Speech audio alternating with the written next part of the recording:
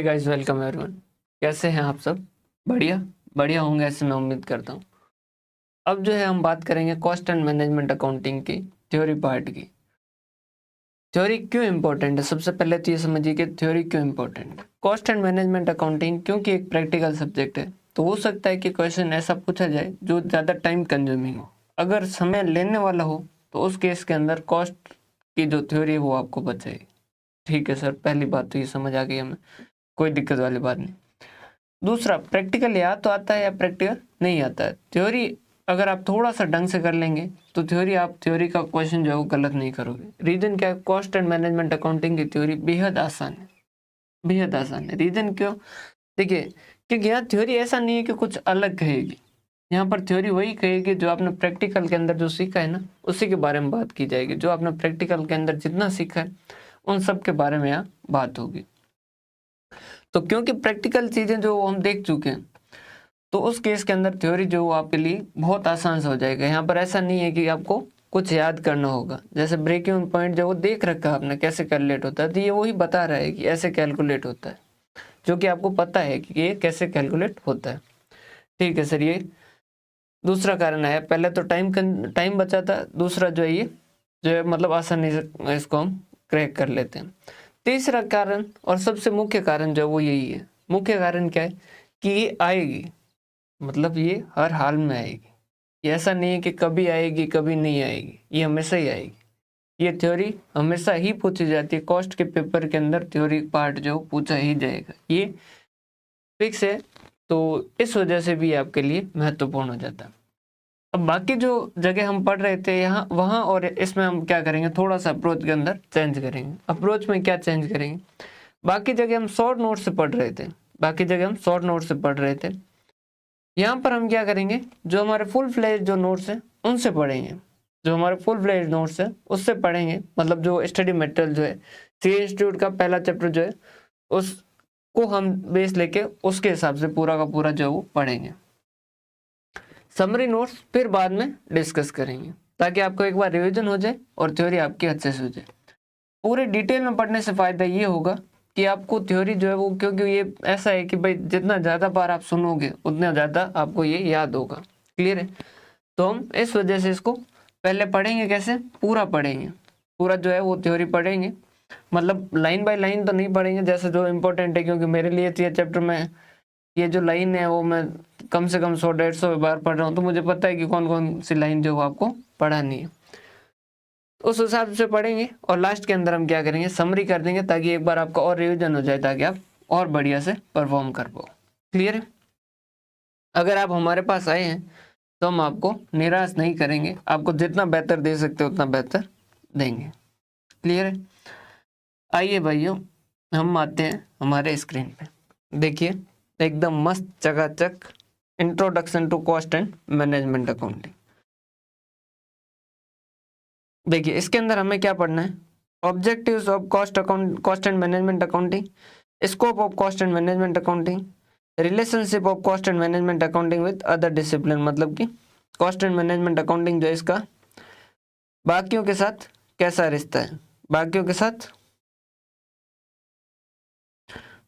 साथ मतलब जैसे हम बात करें कि अकाउंटिंग, फाइनेंशियल अकाउंटिंग के साथ क्या रिलेशनशिप है, और फाइनेंशियल मैनेजमेंट के साथ क्या रिलेशनशिप है, स्टेट्स के साथ क्या रिलेशनशिप है। उसके बाद में role and functions of cost and management accounting, कि इसके रोल क्या है, इसके फंक्शंस क्या। देखो अभी तक तो जो आप देख रहे हो ये नोट्स एज इट इज जो है वो, क्योंकि सी इंस्टीट्यूट के तो वो एज इट इज आपको हिंदी में भी अवेलेबल होंगे। सेम ऐसा कैसा नोट्स जो हिंदी में भी अवेलेबल होगा, तो आपको चिंता करने की जरूरत नहीं है।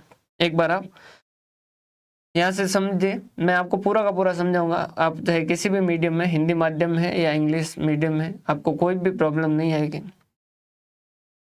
उसके बाद में users of cost and management accounting, की कॉस्ट एंड मैनेजमेंट अकाउंटिंग को यूज कौन करता है। फिर use of IT in costing. देखिए, अगर हम बात करें ना कि आज के टाइम के अंदर इंग्लिश का यूज जो है वो क्यों ज़्यादा हो रहा है, हिंदी का ज़्यादा यूज क्यों नहीं हो रहा है, तो उसका मेन जो कारण है ना वो IT है। क्योंकि डेवलपमेंट हुआ, डेवलपमेंट के साथ में IT जो आ गई है, और IT के साथ ही अभी जो है अब, क्योंकि कंप्यूटर जो है वो उसमें जैसे टैली में काम होगा तो वो इंग्लिश में काम होता है। इस वजह से हर जगह जैसे हर फील्ड के अंदर जो है वो ज़्यादा इस्तेमाल इंग्लिश का होने लगा, उसका मेन कारण एक आईटी भी है। फिर कॉस्ट ऑब्जेक्ट के बारे में देखेंगे, फिर रेस्पॉन्सिबिलिटी सेंटर के बारे में देखेंगे, और उसके बाद में कॉस्ट का क्लासिफिकेशन जो वो देखेंगे। तो ये सारी चीज़ें हम देखेंगे। हमने थ्योरी लास्ट में क्यों ली? हमने थ्योरी लास्ट में इस वजह से ली क्योंकि हम प्रैक्टिकल चीज़ें देख चुके हैं। तो अब ये थ्योरी आपके लिए बेहद आसान हो जाएगी क्योंकि आपने सारी चीज़ें जो प्रैक्टिकल देख रखी है। अब जॉब कॉस्टिंग वर्ड के अंदर मुझे इतना ज़्यादा नहीं समझाना पड़ेगा क्योंकि आपने देखा है जॉब कॉस्टिंग को क्या है। कॉन्ट्रैक्ट के साथ जब हमने पढ़ा था तब उसकी थ्योरी देखी थी। कॉन्ट्रैक्ट के अंदर मुझे ज़्यादा बताने की जरूरत नहीं होगी क्योंकि कॉन्ट्रैक्ट के साथ हमने उसको पढ़ा है। क्लियर है?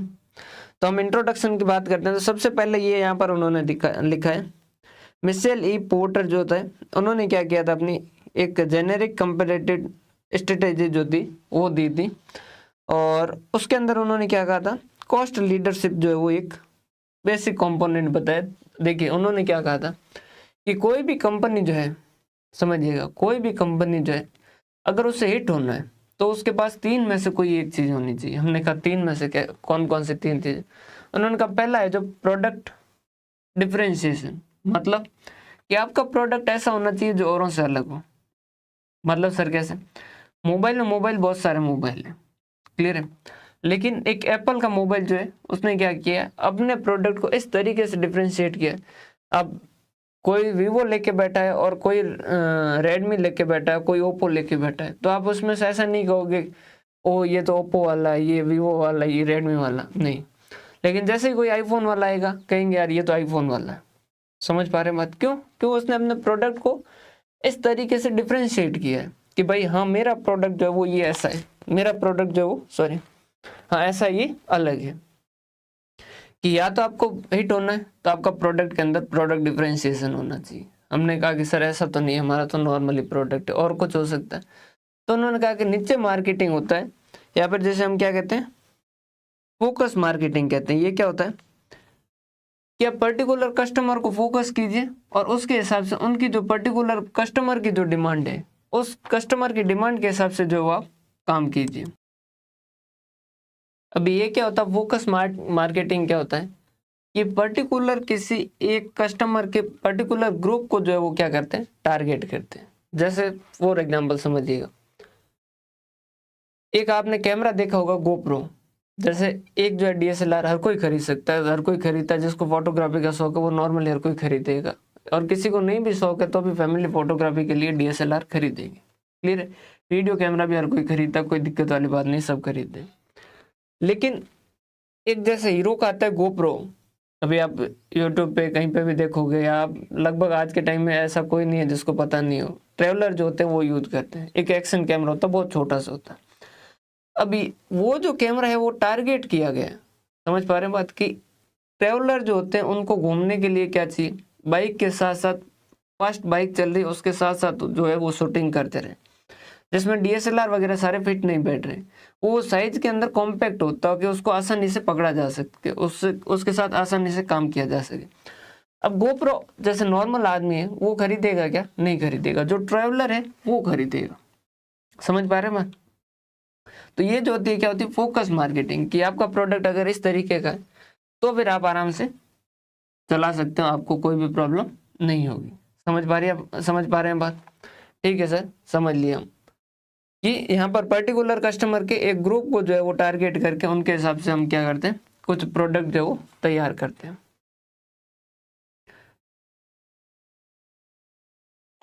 क्लियर है? यहाँ तक का बात समझ आई? और भी बहुत सारे एग्जांपल जो है आपको देखने को मिलेंगे। जैसे ऐसा नहीं है कि फोकस मार्केटिंग नहीं होती, बहुत सारे जगह आपको देखने को मिलेगा। लाइक जैसे एक आपने ऐड देखा होगा इंदुलेखा करके, जो बालों के अंदर जो है वो ऑयल वगैरह लगाने के लिए, तो वो हर किसी के लिए है क्या? नहीं, जिसके बाल के अंदर कोई खास तरीके की दिक्कत है, बाल झड़ रहे हैं, तो उसके इसके अंदर वो काम आता है। या फिर कोई पर्टिकुलर डैंड्रफ के लिए, तो वहाँ पर्टिकुलर कस्टमर का ग्रुप है और उन्हीं कस्टमर के ग्रुप के लिए जो वो हम प्रोडक्ट जो बना रहे हैं। क्लियर है? या फिर जैसे हमने एक स्टिक बनाई जो जिसके अंदर टॉर्च भी लगी हुई है और ये सारी चीज़ें लगी हुई है, तो वो पर्टिकुलर ओल्ड एज ग्रुप के लिए हमने उनको टारगेट करके उनके कंफर्ट के हिसाब से जो हम बना रहे हैं। तो ये जो है वो क्या होती है, फोकस मार्केटिंग। क्लियर है? उन्होंने कहा दोनों में से कोई है, हमने कहा नहीं दोनों में से कोई भी नहीं। तो उन्होंने कहा एक और चीज हो सकती है, अगर आपके पास कॉस्ट लीडरशिप है। कॉस्ट लीडरशिप, हमने कहा ये क्या होता है कि कॉस्ट के अंदर आप इतना शानदार खेल लिए कि आपका कोई कंपैरिजन ही नहीं कर सकता, तो भी आप क्या कर सकते हैं, जीत सकते हैं। सर फॉर एग्जांपल, जैसे हम एग्जांपल लें पार्ले जी का, तो पार्ले जी जो है उसने क्या किया, आज भी उसका अगर ऐड देखोगे तो वो ऐड क्या आता है कि हमारा सब कुछ बदल गया, ये बदल गया, वो बदल गया, लेकिन आज भी हमारा बिस्किट जो 5 रुपए का 5 रुपए के अंदर आ रहा है। क्लियर, ऐसा ऐड देखते हैं? हाँ जी सर। तो वहां पर वो क्या करते हैं, कैसे खेलते हैं, बाहर से बहुत सारी कंपनीज आई, सनफीस्ट वगैरह सारी कुछ आई, सब कुछ चले, मतलब सब कुछ आए, गुड डे वगैरह, ये सारे के सारे।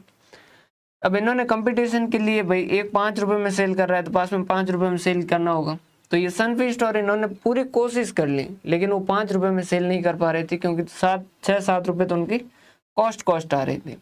उन्होंने कुछ टाइम के लिए लॉस के अंदर चलाए, लेकिन फिर अल्टीमेटली उनको क्या करना पड़ा, उनको अपनी प्राइस जो वो बढ़ानी पड़ी। क्लियर है? जैसे आप कोई भी, जैसे अभी मेरा मन हुआ कि मैं क्या करूं, मैं मेडिसिन बनाऊं, जैसे फीवर की जो है वो मेडिसिन बनाऊं, सिप्ला के सामने खड़ा हो जाऊं और इस तरीके से, तो नॉर्मल आदमी वहां खड़ा नहीं हो सकता, और मतलब ढंग का आदमी भी, ढंग की जो इंडस्ट्रीज है वो भी खड़ी नहीं हो सकती। रीजन क्या है, क्योंकि उन्होंने उस प्रोसेस के अंदर क्या कर चुके हैं, एक तो डिफरेंशिएशन तो आई, उसके अलावा उनके पास जो कॉस्ट जो है वो बिल्कुल कम है। तो अगर उनके कंपेरिजन में कोई खड़ा भी हो जाए तो वो क्या कर देते, एकदम से कॉस्ट जो कम कर देते। ऐसा अगर आपको पता हो तो एक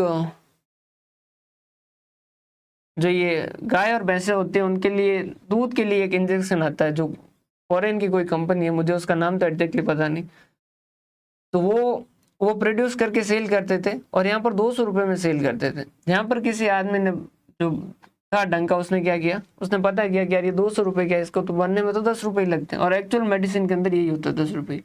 तो उसने कहा कि मैं इसको बनाता हूँ और मैं इसको सेल करता हूँ। अब क्योंकि छोटे प्लांट पे बना रहा था तो उसकी कॉस्ट आ रही थी मान लीजिए 50, तो उसने 60 रुपए में सेल करना शुरू किया। कंपनी ने क्या किया, अब कंपनी के लिए उसकी कॉस्ट 10 रुपए आ रही थी, तो 12 रुपए में रखे तो भी उसको प्रॉफिट है, उसने अपनी प्राइस जो नीचे कर दी, 12 रुपए में सेल करना शुरू कर दिया। जो 60 रुपए में सेल कर रहा था उसका काफी प्रोडक्ट हिट हो चुका था, सब कुछ चल रहा था, लेकिन क्योंकि वो अब जो बाहर की कंपनी है जो इतने सालों से चल रही है वो 12 में आ गया, तो अपने आप से उसको मार्केट से क्या करना होगा, बाहर जाना होगा। तो कॉस्ट के अंदर अगर आपकी लीडरशिप है तो भी आप बहुत अच्छा कर सकते हो। तो कॉस्ट लीडरशिप का मतलब क्या है, cost leadership employs producing goods और provision of service at lowest cost while maintaining quality. Quality कम नहीं करना है, समझ पा रहे हैं बात। कॉस्ट लीडरशिप का मतलब ये नहीं कि क्वालिटी गिरा के हम कॉस्ट कम करें, तो फिर वो कॉस्ट लीडरशिप नहीं होगी। जैसे पार्ले जी आज कहते हैं कि पहले जैसा टेस्ट नहीं आएगा, अब हमें क्या करनी, प्राइस जो है वो कम करनी है, इस वजह से चीनी नहीं डालेंगे, आज से पी के बिस्किट सेल करेंगे। क्या सेल होंगे क्या? नहीं। समझ पा रहे हैं बात। तो क्वालिटी तो आपको मेंटेन करनी होगी। क्लियर है? ये सारा सारा इसके ऊपर बात कर रखी है। अब यहाँ पर कुछ वर्ड है जो काफी इंपॉर्टेंट है, जो आप ध्यान से समझिएगा। सबसे पहला वर्ड आता है कॉस्ट। सबसे पहला वर्ड आता है कॉस्ट। ये क्या है, इसको हम कह सकते हैं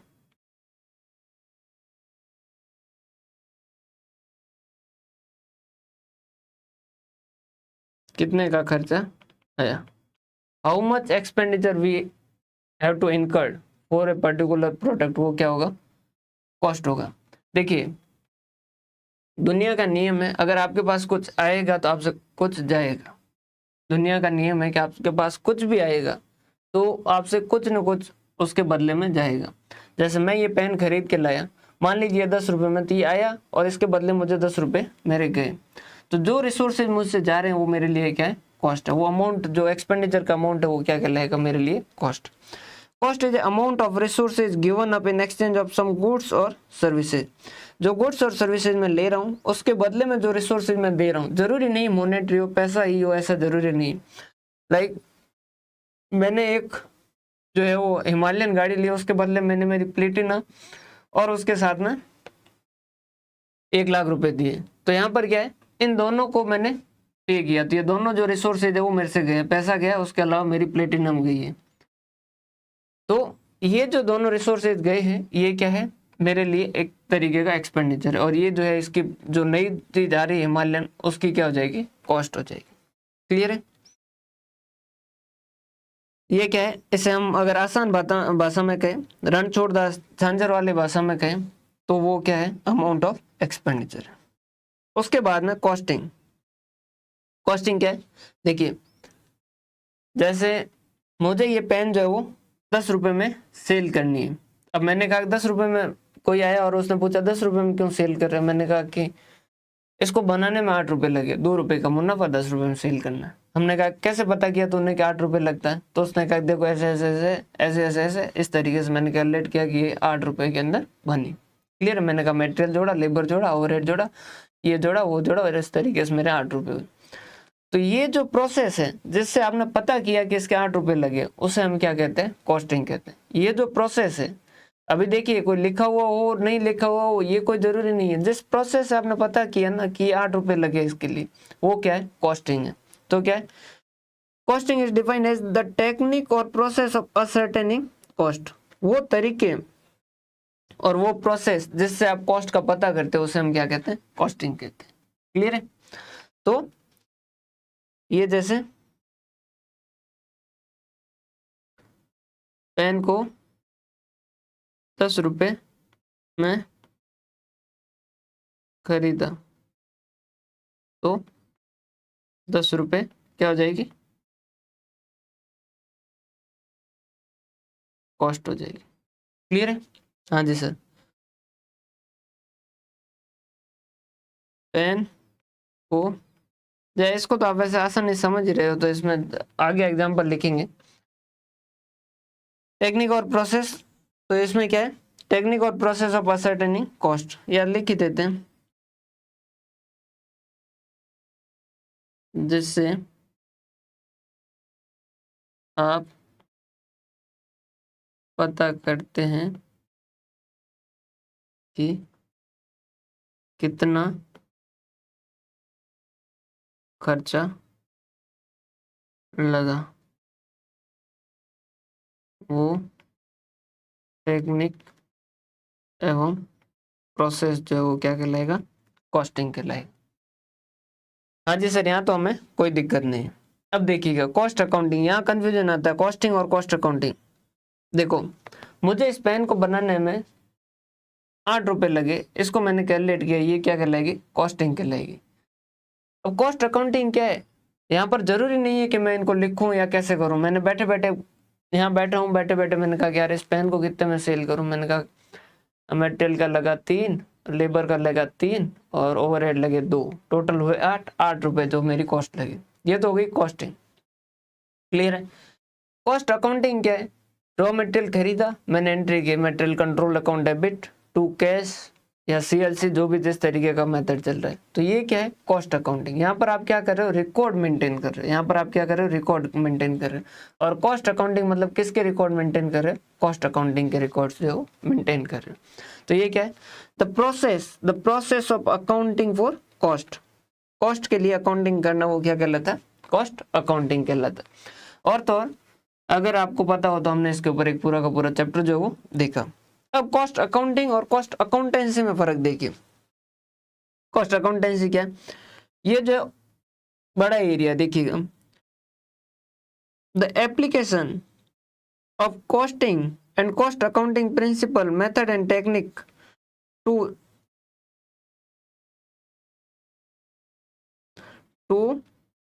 science and arts and practice of cost control and ascertainment of profitability. समझिएगा ये क्या कह रहा है, कॉस्ट अकाउंटिंग अकाउंटेंसी क्या कहता है कि शुरू से जाओ। हमने कहा कि शुरू में मतलब हमने कहा कि सबसे पहले क्या पढ़ा, हमने कहा कि कॉस्ट, फिर हमने पढ़ा कॉस्टिंग, फिर हमने पढ़ा कॉस्ट अकाउंटिंग। तो ये क्या कहता है कि ये पूरों को मिलाओ और पूरों को मिला के इस तरीके से यूज करो ताकि आपको फायदा हो। हमने कहा कैसा, तो उन्होंने कहा देखो कॉस्टिंग में आपने क्या किया, हमने कहा कॉस्ट पता किया, तो उन्होंने कहा कि तो वहां पर आप पता करोगे किस तरीके से आप उसको कम कर सकते हो। कॉस्ट अकाउंटिंग जो है वहां पर आप पता करो कि आपकी अकाउंटिंग का एनालिसिस करके पता करो कैसे इसको कम कर सकते हो, और इन सब का यूज करो ताकि आपका प्रॉफिट जो वो क्या हो, इंक्रीज हो, ताकि आपका प्रॉफिट जो वो क्या हो, इंक्रीज हो। तो अगर आपसे पूछा जाए कि कॉस्ट अकाउंटिंग बढ़ा या कॉस्ट अकाउंटेंसी बढ़ा, तो आप क्या कहेंगे, कॉस्ट अकाउंटेंसी पढ़ा है, क्योंकि इसके अंदर क्या है, कॉस्टिंग भी है, कॉस्ट अकाउंटिंग भी है, कॉस्ट भी है, सब कुछ जो है वो किसके अंदर है, ये कॉस्ट अकाउंटेंसी। तो ये क्या है, ये दादाजी है, ये क्या है, दादाजी। समझ पा रहे हैं बात, कि ये जो है ये सारों का इस्तेमाल करता है ताकि हम डिजायर्ड रिजल्ट पर पहुंच जाए। The application of cost and cost accounting principle, method and technique, सबका इस्तेमाल करना किस वजह से, to science, arts and practice, इसे साइंस के रूप में, इसे आर्ट्स के रूप में, and practice of a cost control, और ताकि हम उससे क्या कर सके, कॉस्ट कंट्रोल कर सकें और हम असरटेन कर सकें profitability. It includes the presentation of information, और ये इंक्लूड करता है the presentation of information derived from the purpose of managerial decision making, और ये क्या करेगा, आपका जो मैनेजरियल डिसीजन है उनके लिए ये मदद करेगा। जो कौन करेगा, कॉस्ट अकाउंटेंसी करेगा। एक बार सर यहाँ तक का वापस करवा दो, क्योंकि यहाँ तक का जो है वो काफ़ी कन्फ्यूजन जो है वो अब हो गया, क्योंकि बहुत सारे वर्ड। पेन को बनाने में 7 रुपये लगे, ये हो गया कॉस्ट। 7 रुपये कैसे पता किया, वो हो गया कॉस्टिंग। उसके जो भी ट्रांजेक्शन हो रहे थे उनको हम अपने बुक के अंदर लिख रहे थे, material control account debit to cash, labour control account debit to sales, वो हो गया कॉस्ट अकाउंटिंग। हमने सारे कॉस्ट के जितने भी थे, कॉस्ट अकाउंटिंग, कॉस्ट वगैरह सबका यूज किया, उसको इस तरीके से एज ए साइंस और एज ए आर्ट्स उसे यूज किया ताकि हमारी कॉस्ट जो क्या हो, कंट्रोल हो और हमारा प्रॉफिट जो बढ़ाया जा सके। उसको हम क्या कहते हैं, कॉस्ट अकाउंटेंसी। तो कॉस्ट अकाउंटेंसी को हमने क्या कहा, दद्दू, ये क्या है, दादाजी। इसके अंदर सब कुछ जो है वो इंक्लूड है, क्लियर। और कॉस्ट अकाउंटेंसी क्योंकि ये पूरा फुल फ्लेज इन्फॉर्मेशन है, तो ये कहाँ काम आएगा, मैनेजमेंट के डिसीजन के लिए काम आएगा। अब समझिएगा, अब होता है मैनेजमेंट अकाउंटिंग, समझिएगा। देखिए बहुत समय तक ICWA कहा जाता था, Indian cost and work accountant, फिर उनका नाम चेंज करके किया गया ICMAI, Indian cost and management accountant of India, sorry institute of cost and management accountant of India, clear है। ICWA से ICMAI ऐसा क्यों किया गया, उन्होंने कहा देखो कि मैनेजमेंट क्या करता है, हमने कहा मैनेजमेंट जो वो इन्फॉर्मेशन लेता है, उसके हिसाब से कुछ डिसीजन लेता है। जैसे कि भाई मुकेश अंबानी क्या करेंगे, मुकेश अंबानी जो है वो आज के टाइम के करंट सिचुएशन देखेंगे और उसके हिसाब से डिसीजन लेंगे कि कहाँ जाना चाहिए, कौन सा नया प्रोडक्ट लॉन्च करना चाहिए, किस तरीके से लॉन्च करना चाहिए, वगैरह वगैरह सारी चीज़ें जो देखेंगे। तो वो डिसीजन लेंगे तो उस वक्त उनको क्या चाहिए होगी, इन्फॉर्मेशन चाहिए होगी। उस वक्त उनकी जो है क्या होगी, इन्फॉर्मेशन चाहिए होगी। हमने कहा उस इन्फॉर्मेशन को क्या कहते हैं, तो उन्होंने कहा कि उसको मैनेजमेंट अकाउंटिंग कहते हैं। हमने कहा उसको मैनेजमेंट अकाउंटिंग क्यों कहते हैं, कि जो मैनेजमेंट के काम आए वो इन्फॉर्मेशन मैनेजमेंट अकाउंटिंग है, जो मैनेजमेंट के काम आए वो मैनेजमेंट अकाउंटिंग। हमने कहा कि उसमें वो क्या क्या यूज करते हैं, तो वो उन्होंने कहा कि देखो एक तो वो कहते हैं कि जैसे इससे कंपनी के गुडविल पे क्या इफेक्ट आएगा, मार्केट के अंदर इसकी डिमांड क्या है, वगैरह वगैरह ये करते हैं। हमने कहा यही लेते हैं और तो कुछ भी नहीं लेते। वो कहते हैं उसके बाद में वो देखते हैं कि ये कितने में सेल हो सकता है, और उसके लिए वो देखते हैं कि कॉस्ट जो वो कितनी लग रही है। हमने कहा वो सबसे इम्पोर्टेंट इसमें कौन सा है, उन्होंने कहा वैसे तो सब इम्पोर्टेंट है, मार्केट रिसर्च वगैरह, उतना इम्पोर्टेंट जो कॉस्ट अकाउंटिंग भी है। कॉस्ट के जो डाटा है वो डिसाइड करते हैं कि मुनाफा कितना होगा, जितना मुनाफा होगा उसके हिसाब से मैनेजमेंट का डिसीजन होगा कि हाँ करें या ना करें। समझ पा रहे हो बात। तो अब इन्होंने कहा कि जब कॉस्ट अकाउंटिंग के डाटा मैनेजमेंट के इतने काम आ रहे हैं, तो कॉस्ट अकाउंटिंग के जो डाटा है उसे कॉस्ट अकाउंटिंग के डाटा ही क्यों कहते हैं, वो मैनेजमेंट अकाउंटिंग के भी तो डाटा बनते हैं। हमने कहा हाँ ये भी तो मैनेजमेंट अकाउंटिंग के डाटा बनते हैं, क्लियर है। तो पहले तो बात करेंगे मैनेजमेंट अकाउंटिंग, फिर बात करेंगे कॉस्ट एंड मैनेजमेंट अकाउंटिंग। तो मैनेजमेंट अकाउंटिंग क्या है, management accounting is the application of the principle of accounting and financial management. कि ये जो हमने पढ़ा application of principle of accounting and financial management to create, protect, preserve and increase the value of stakeholder of the for profit and not for profit enterprises in the public और private sector. उन्होंने क्या कहा, देखिए management का काम क्या होता है। जब हम बात करते हैं कि बिजनेस करने के तरीके, तो बिजनेस करने के तरीके जो है वो क्या होते हैं, या तो आप सोल प्रोप्राइटरशिप में करो, या पार्टनरशिप में करो, या कंपनी के रूप में करो। सोल प्रोप्राइटरशिप और पार्टनरशिप में क्योंकि आप डायरेक्टली इन्वॉल्व होते हैं तो वहाँ कोई ज़्यादा दिक्कत वाली बात होती नहीं। अब बात करें कंपनी में, तो कंपनी में बिजनेस चला कौन रहा है, उनके board of director. Sir board of director क्या होते हैं, जैसे भाई रिलायंस जो है उसके अंदर क्या मान लीजिए उसके जो शेयर है वो 5 लाख लोगों ने खरीद रखे हैं, तो उसके यूं देखे तो मालिक कितने 5 लाख। अब 5 लाख के 5 लाख को तो बुला नहीं सकते कि भाई आप सबके सब जो कंपनी चलो। अब 5 लाख में से पता चला कि 3 लाख तो वही मर गए कि पियोन किसको रखे हैं, उसमें आपस में लड़ लड़ा के मर लिए।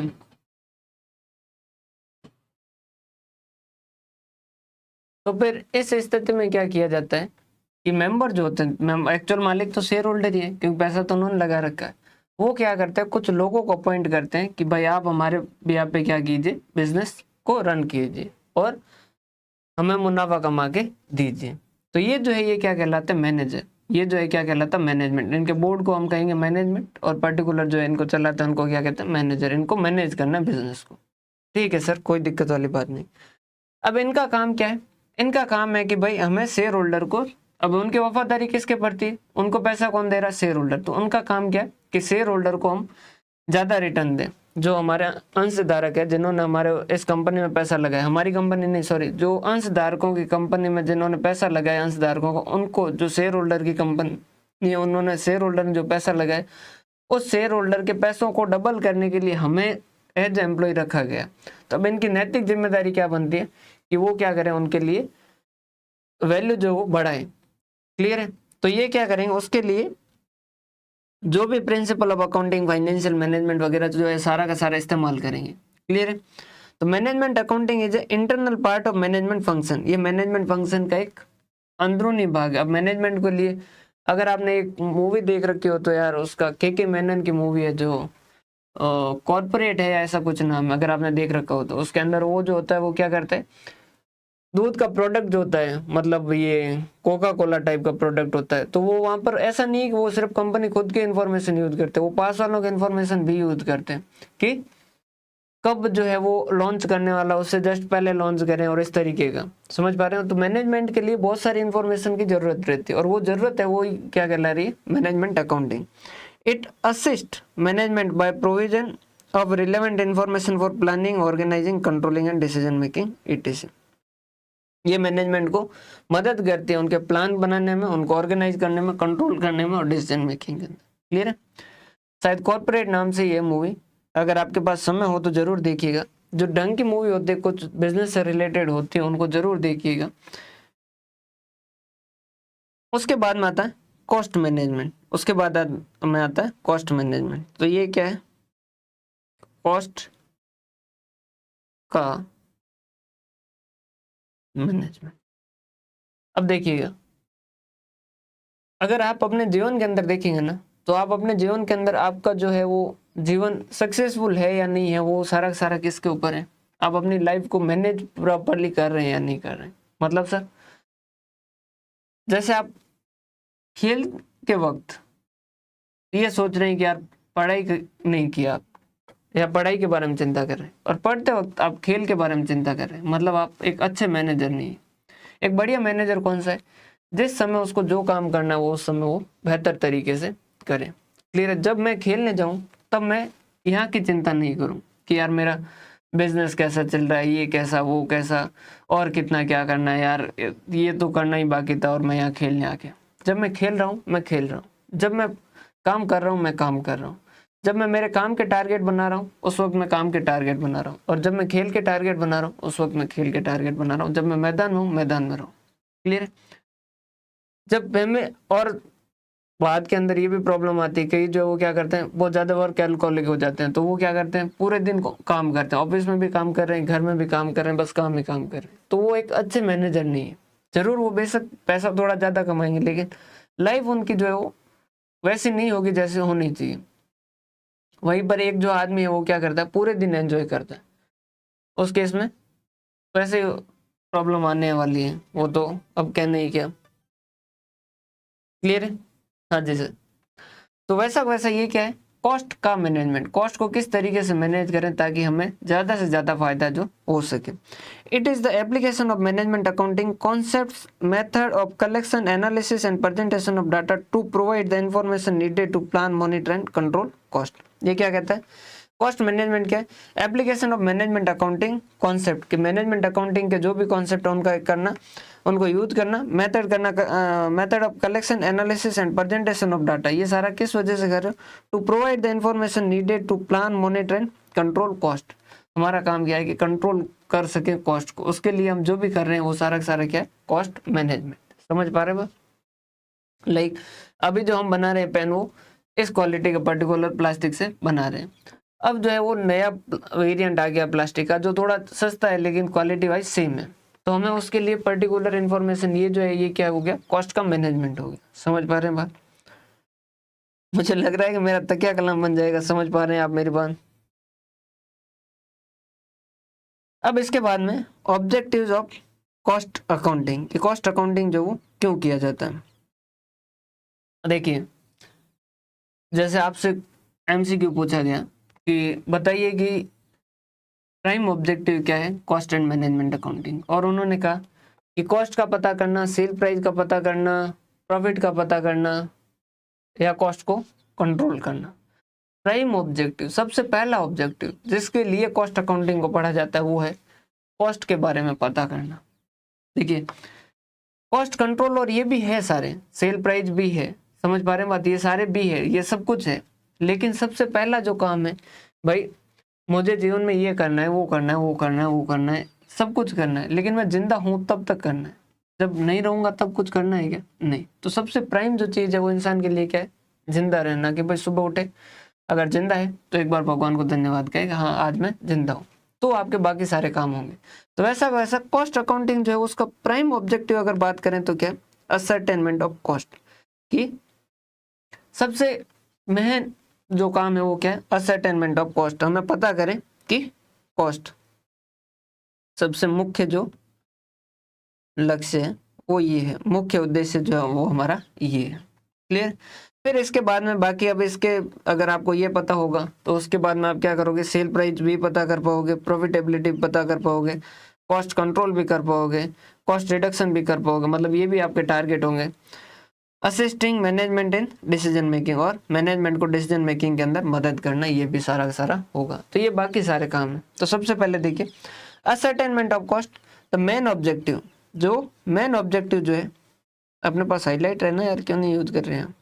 Main objective of cost accounting is to accumulate and ascertainment of cost. Accumulate मतलब पर्टिकुलर प्रोडक्ट से रिलेटेड जो जो कॉस्ट है उनको एक जगह इकट्ठा करना और पता करना। असर्टेनमेंट यानी पता करना, अक्यूमुलेट मतलब इकट्ठा करना।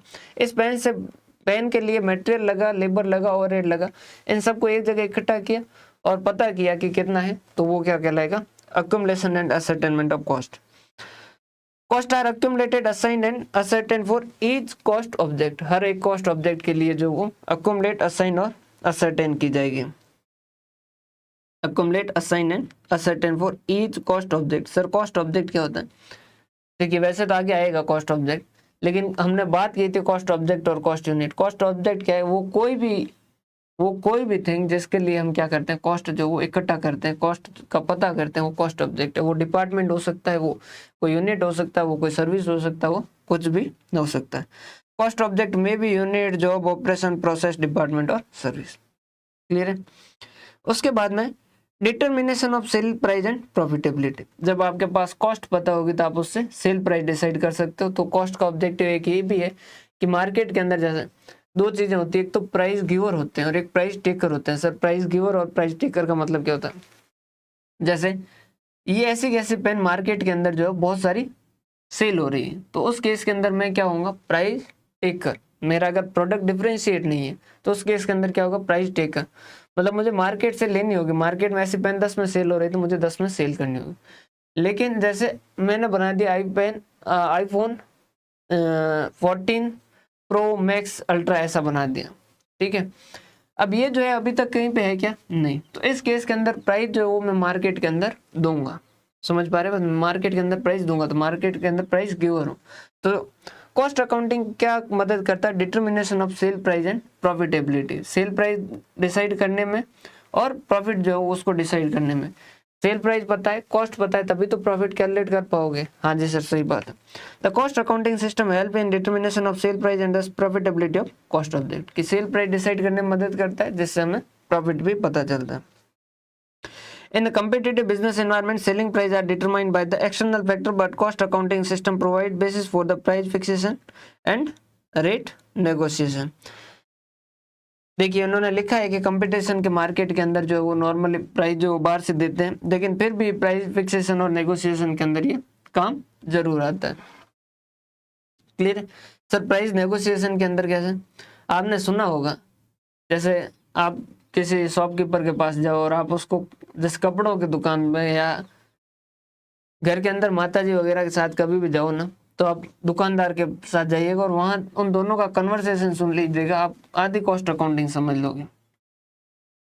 यहाँ से जो माताजी पैंच मारेंगे, जो तीर मारेंगे, और वहां से वो जो अपनी बात का काउंटर करेगा, दोनों का बस सिर्फ आपको क्या करना, उनका डिस्कशन सुनना, आपको बहुत अच्छे से समझ आ जाएगा। यहाँ क्या कहा जाएगा, माताजी कहेंगे कि पास वाली दुकान के अंदर तो ये 500 मिल रहा है, तुम जो है वो क्या कर रहे हो, इसको 600-700 में कैसे दे रहे हो। सामने दुकानदार क्या कहेगा, अरे सिस्टर ये तो 450 में तो घर में पड़ रहा है, बच्चे की कसम 50 रुपए बच रहे हैं, बच्चे की कसम 50 रुपए बच रहे हैं। तो यहाँ पर क्या हुआ है, ये जो इन्होंने क्या किया कि 450 में घर में पड़ रहा है, तो ये इन्होंने क्या किया, कॉस्ट जो है उसको क्या किया, यूज किया, किसके लिए, नेगोशिएशन के लिए, आपस में नेगोशिएशन के लिए। समझ पा रहे हैं? हाँ जी sir. Cost control, cost control क्या होता है, देखिए जिसको कॉस्ट ही पता नहीं, क्या वो कंट्रोल कर पाएगा क्या? नहीं, मुझे पता होना चाहिए। मुझे पहले अगर किसी को कंट्रोल करना है, जैसे मुझे बाकी नहीं, मुझे खुद को ही कंट्रोल करना है कि भाई जैसे मुझे गुस्से पे कंट्रोल करना है, तो पहले मुझे ये तो पता होना चाहिए मुझे गुस्सा कब आता है और मुझे कितना गुस्सा आता है, तभी मैं उस पर कंट्रोल कर पाऊंगा। वैसे वैसे कॉस्ट पे कंट्रोल कब कर पाऊंगा, मैं तभी कर पाऊंगा जब मुझे पता होगा कि मेरी कॉस्ट कितनी लग रही है, ज़्यादा लग रही है, कम लग रही है, वगैरह वगैरह। क्लियर है? तो ये भी एक कॉस्ट का ऑब्जेक्ट है कॉस्टिंग का, कि हम क्या करें, क्योंकि कॉस्टिंग में अब हमें पता है कि कॉस्ट कितना है, तो अब हमारा नेक्स्ट टारगेट क्या होगा। देखो ये जो है कॉस्ट कंट्रोल, कॉस्ट रिडक्शन, ये क्या इंप्रूवमेंट है कॉस्ट के। पहले जो शुरुआत हुई कॉस्टिंग की तो सिर्फ कॉस्ट के बारे में पता कर रहे थे, लेकिन क्योंकि देखिए आदमी लालची है, अब उसे कॉस्ट के बारे में पता चलने लग गया कि भाई 8 रुपये लग रहा है, तो फिर वो क्या किया, उसने अगले साल देखा कि 9 रुपये हुआ, अगले साल 9.5 रुपये का खर्चा हो गया। अब उसने कहा कि अरे यार ये 9, 9.5 ऐसा क्यों हो रहा है, क्योंकि ये तो सेल प्राइस तो वही रह रही है, मेरा मुनाफा कम हो रहा है। तो फिर वो वापस जा रहा है कि 8 रुपये से ज़्यादा नहीं हो, तो वो क्या करना शुरू किया, उसने प्रोसेस काम करना शुरू किया। तो फिर कॉस्ट का एक ऑब्जेक्टिव ये भी हो गया कि कॉस्ट को क्या करें, कंट्रोल करें।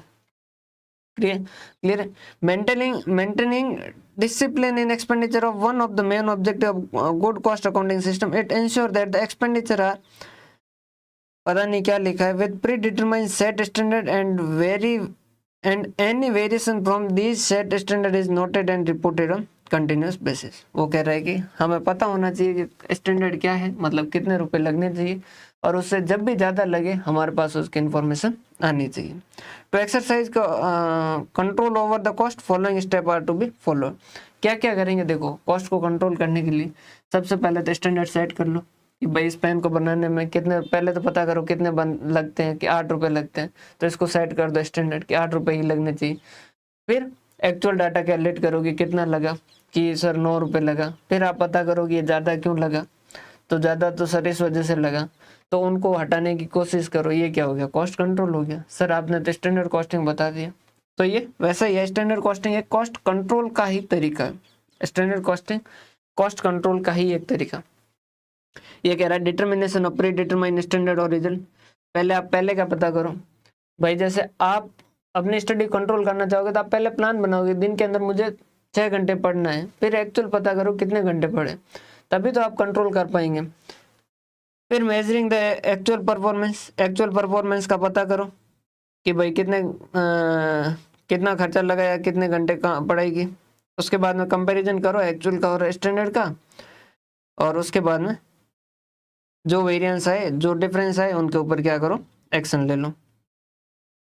क्लियर? अब इसके बाद में कॉस्ट रिडक्शन।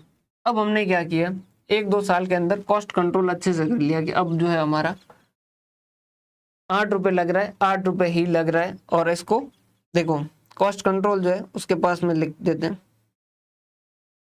8 रुपये लग रहा है, ये 8 ही लगे, 8 से ज़्यादा नहीं लगे। यहाँ पर क्या बात करेंगे, 8 रुपए लग रहे हैं, ऐसे 7 रुपए या 6 रुपए या और कम कैसे करें। ये क्या कहलाएगा, कॉस्ट रिडक्शन। जो अभी लग रहा है उसको कम कैसे किया जाए। अब कम करने के लिए आपको क्या करना होगा, आपको पता करना होगा कि इसके और नज़दीकी, जैसे आप जो रॉ मटेरियल यूज कर रहे हैं उस रॉ मटेरियल का कोई और सब्स्टिट्यूट है क्या मार्केट के अंदर, वो जाके चेक किया, तो आपने पता किया कि उसका जो सब्स्टिट्यूट ही अवेलेबल है। तो जैसे आपने पता किया कि इसका सब्स्टिट्यूट ही अवेलेबल है, तो फिर उसको अगर लाते हैं तो क्या क्वालिटी कम हो रही है, आपको पता चला नहीं यार उससे कोई क्वालिटी में तो कोई भी फर्क नहीं पड़ रहा है, तो आपने उनका इस्तेमाल किया, तो वो क्या होगा, कॉस्ट रिडक्शन होगा। कॉस्ट रिडक्शन जो होता है वो क्या होता है, परमानेंट नेचर का होता है। देखिएगा कॉस्ट रिडक्शन क्या है, it may be defined as the achievement of real and permanent, बहुत ध्यान से सुनिएगा, ये एक रियल एंड परमानेंट रिडक्शन होता है इन यूनिट कॉस्ट। मतलब कि एक बार अगर आपने किया है तो फिर ये आपका हमेशा रहेगा। 8 से 7 रुपए पे ले आए एक बार, मान लो सब्स्टिट्यूट को यूज करना शुरू कर दिया, पहले जो आज तक प्लास्टिक यूज कर रहे थे उसकी जगह दूसरा प्लास्टिक की क्वालिटी यूज करने लगे, जैसे क्वालिटी कॉम्प्रोमाइज नहीं हो रही है लेकिन खर्चा कम आ रहा है, तो अभी 8 रुपए 7 रुपए हो तो ये आगे वाले सालों में भी 7 रुपए लगेगा। लेकिन कॉस्ट कंट्रोल में आपने 8 रुपए का टारगेट रखा, एक्चुअल इस साल 8 रुपए लगा, तो आगे वाले साल भी आपको वापस प्रयास करने होंगे कि 8 की जगह 9 न हो जाए, फिर उससे आगे वाले साल भी आपको प्रयास करने होंगे कि 8 से 9 न हो जाए। तो वहां पर क्या होता है, कंटिन्यूस आपको क्या करना पड़ता है, मॉनिटरिंग करना पड़ता है। यहाँ पर एक बार आपने जैसे सब्स्टिट्यूट का पता चल गया और वो लगा दिया, तो फिर वो परमानेंट रिडक्शन हो जाएगा, फिर वो 7 रुपए पे ही काम होना शुरू हो जाएगा। Goods manufactured or service rendered without impairing their sustainability of a goods or manufacture or service rendered without impairing their sustainability of use, intended or dimension in the quality of product।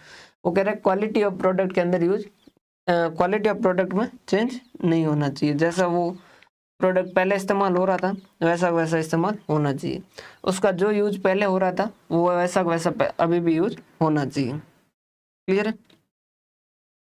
Cost reduction in an approach of management where cost of an object is believed to have a scope of further reduction। देखिए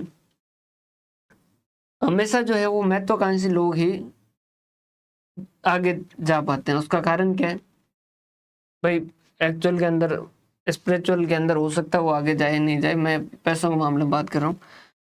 क्योंकि अगर आप ये मान के बैठ गए कि ये जो 8 रुपए ये बस इससे कम नहीं हो सकता, तो फिर आप कभी ग्रोथ नहीं कर पाएंगे। आप हमेशा क्या मानेंगे, कॉस्ट इससे और कम की जा सकती, प्रॉफिट और बढ़ाया जा सकता है, तभी आप क्या कर सकते हो, इंप्रूवमेंट कर सकते हो, ग्रोथ कर सकते हो फाइनेंशियल टर्म के अंदर। क्लियर है। तो मैनेजमेंट जो हमेशा क्या मानता है कि ये जो लग रहे हैं ये फाइनल नहीं है, इससे भी कम किया जा सकता है, तो हमेशा आप क्या करोगे, इसी टारगेट को लेकर चलोगे। समझ पा रहे बात। भाई आदमी बंदर था, 4 पैर पे चल रहा था, 4 पैर पे ही चलता रहता और कंटिन्यू बंदर ही रहता। लेकिन इसमें से कुछ बंदर थे, या मान लीजिए एक बंदर था जो उठा और उसने कहा कि नहीं यार 2 पैर पे ही चलते हैं, ताकि ये जो 2 पैर है ये फ्री हो जाएंगे, जिनको मैं कहीं और इस्तेमाल कर सकता हूँ, और वो क्या बने, 2 हाथ बने, और वो आगे जाके क्या बना, आदमी बना।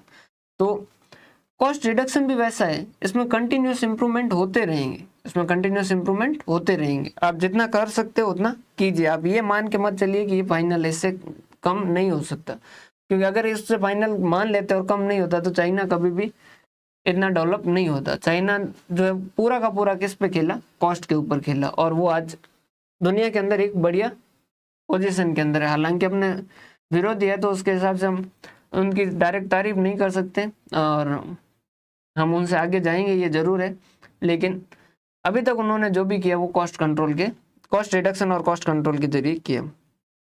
No cost term is the lowest and every possibility of cost reduction is explored. To do cost reduction the following action is taken। अब कॉस्ट रिडक्शन के लिए परमानेंट ऐसा नहीं होगा, जैसे कॉस्ट कंट्रोल में का स्टैंडर्ड सेट करो, एक्चुअल से कंपैरिजन करो वगैरह वगैरह। यहाँ पर आपके लिए खुला स्कोप है, खुला मार्केट, आप चाहे जैसे ही करो। Each activity within entity is a segmented to analyze and identify value added and non value added activity. वो कह रहा है कि अपने जो फैक्ट्री उसके अंदर जाओ, अपने प्रोडक्ट के अंदर जाओ, उसमें हर में आप जाके एक्टिविटी को दो कैटेगरी में चेंज करो कि वैल्यू एडेड एक्टिविटी और non value added activity. Like समझिएगा कैसे, जैसे ऑफ रोड कार बनाते हैं अपन, क्लियर है, जैसे अपना जो काम है वो ऑफ रोड कार का है कि ऑफ रोड जीप वगैरह बनाते हैं, ऑफ रोड जीप बनाते हैं जो पहाड़ों में चलती है, दौरों में चलती है, हर जगह चलती है, सब जगह चलती है, बहुत शानदार, मतलब जबरदस्त बना रहे हैं, clear.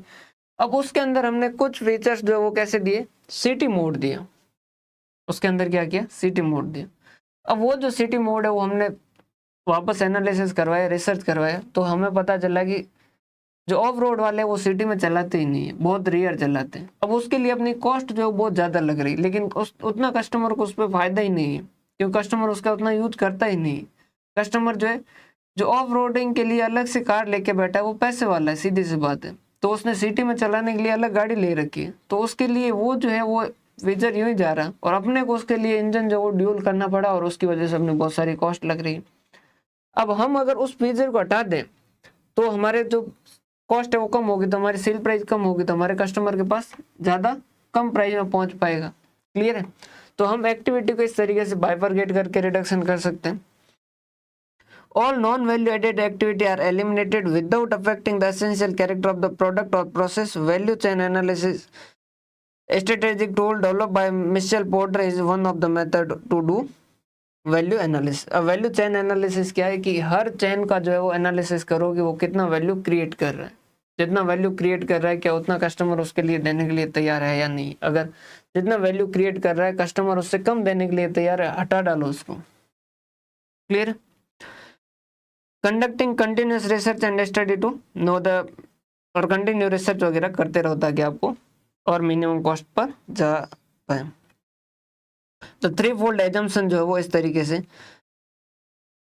Definition of cost reduction में भी summarise as under, there is a saving in unit cost, कि यूनिट कॉस्ट के अंदर कुछ बचाव करेंगे। The saving is permanent nature, ये जो बचत होगी वो परमानेंट नेचर की होगी, और utility and quality of product जो वो अनअफेक्टेड रहेंगे। ऐसा नहीं कि आपने जो है कॉस्ट कम करने के चक्कर में घोड़े की जगह खच्चर ले आए, वैसा नहीं चलेगा। चाहिए घोड़ा का घोड़ा लेकिन कॉस्ट कम हो। समझ पा रहे हैं बात? हाँ जी sir. Assisting management and decision making, और ये जो है ये क्या करता है, कॉस्टिंग जो है वो मैनेजमेंट को डिसीजन में मदद करता है। वो तो मैं पहले ही बता चुका हूँ, मैनेजमेंट जो आज के टाइम में इसके ऊपर बहुत सारे डिसीजन लेता है। Cost and management accounting, by providing relevant information, assist management in planning, implementing, measuring, controlling various activity. A robust cost and management accounting system provide internal and external information to industry, which is, मतलब क्या हुआ?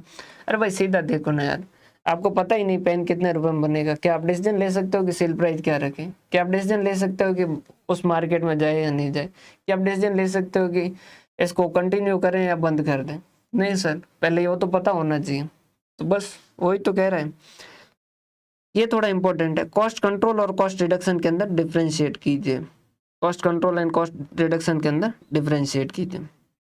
Cost control aims at the maintaining the cost in accordance with the established standard, कि जो है, समझिएगा, जो है वो न जाए, जो है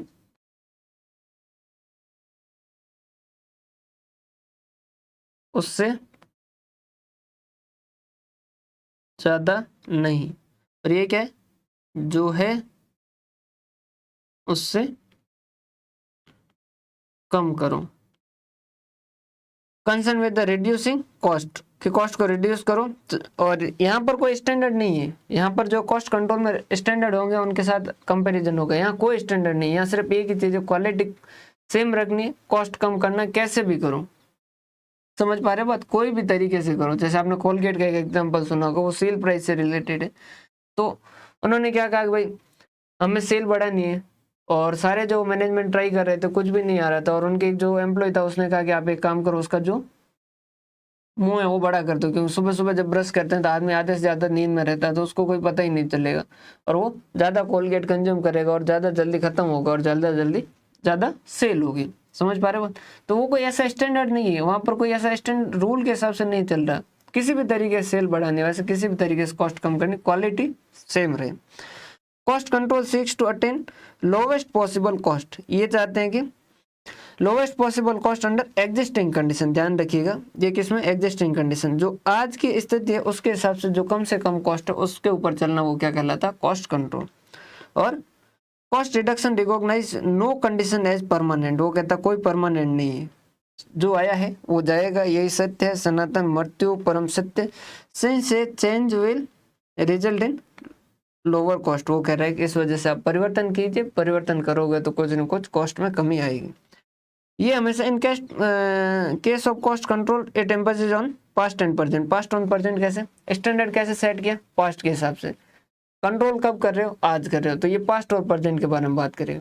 और ये क्या है? Cost reduction. आज आप कम करोगे, जो आपके फ्यूचर में हमेशा परमानेंट रिड्यूस होकर रहेगा। आपने पढ़ा, तो ये आज प्रेजेंट के बारे में और फ्यूचर के बारे में बात करता है।